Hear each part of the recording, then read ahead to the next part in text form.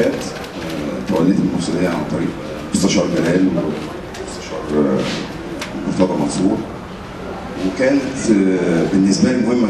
عارف ان هي شاقه جدا، لكن من خلال التعامل مع جميع الصحفيين الموجودين ذللت كل العقبات. ويمكن بعض الناس الموجوده تقول قد ايه هم بيتعاملوا معامله شريفه كريمه، منهم حسام وجميع المواقع اللي كانت موجوده من الصحفيين. فتحنا الباب بالنسبه لكل الاخوه الصحفيين بالنسبه لنا داخل الملعب لمده نص ساعه يوميا. فتحت لهم المقصوره بامر المستشار مرتضى منصور، تعاملوا احسن معامله.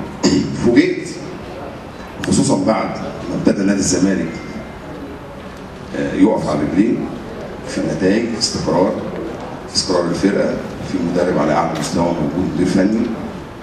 فوجئت ببعض الاخبار اللي بتنشر عن طريق المواقع، عن طريق الجرايد، منهم جريده مصر اليوم، على سبيل المثال ليس الحصر، يعني حاجات خارج الموضوع خالص. ومعظم الصحفيين زي ما قال المستشار مرتضى بيكلموني في اي وقت، ويمكن معظمهم حاضر، برد عليهم في اي وقت، 1 بالليل، الظهر، في اي وقت. ياسر بيكلمني 9 صباحا برد عليه. فكل الامور كانت ماشيه في سياقها المظبوط، حتى مع اول فوز بالنسبه لنا نادي الزمالك ابتدت الحرب تزيد بالنسبه لنا، وابتدت يبقى في اشاعات كتير. يعني على سبيل المثال في مشكله كانت بيني وبين كابتن محمد صلاح، كتب في احدى المواقع وكتب في احدى الجرايد ان في مشكله، ودي ليس لها اساس من الصحه.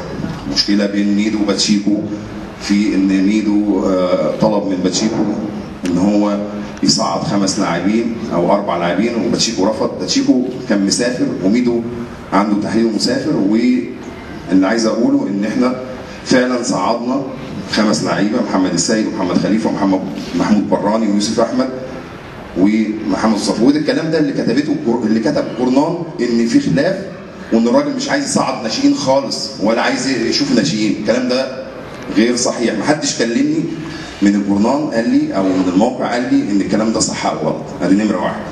نمره 2، مشكلتي بيني وبين الكابتن صلاح عمرها ما حصلت، ان الكابتن حسن صلاح ده كابتني، واحنا في سياسه لمجلس الاداره احنا ملتزمين بيه، سياسه تجاه الاعلام وسياسه داخل الفريق.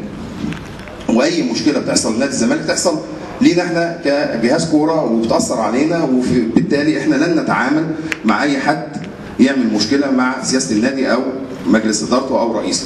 ده شيء طبعا في عندنا ده بالاجماع من انا كرئيس جهاز الكوره او مدير الكوره مع الجهاز الفني ككل. ومشاكل بقى بيني وبين محمد صلاح، ومشاكل بيني وتمرد بين ديودار ان هو ما لعبش، وبيع عبد الله سيسي، وصالح موسى واحمد شعبان مؤخرا استغناء عنه في يناير، واسلام جمال، وحاجات كتير جدا جدا، لدرجه ان انا لما قعدت كده وطلبت امبارح مع المستشار مرتضى، حسيت ان انا همرن 3 لعيبه بس، يعني كل اللعيبه مشيت بالنسبه لنا. والكلام ده ليس له اساس من الصحه.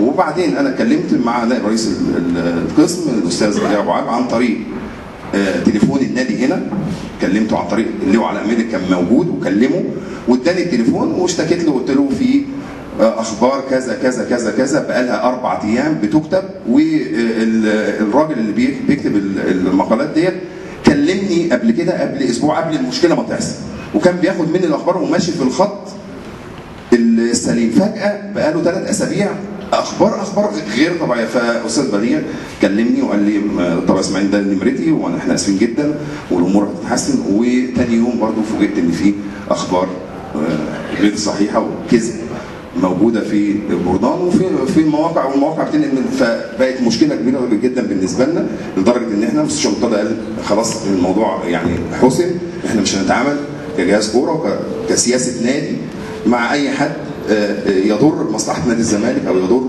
باداره نادي الزمالك. ده كل الموضوع.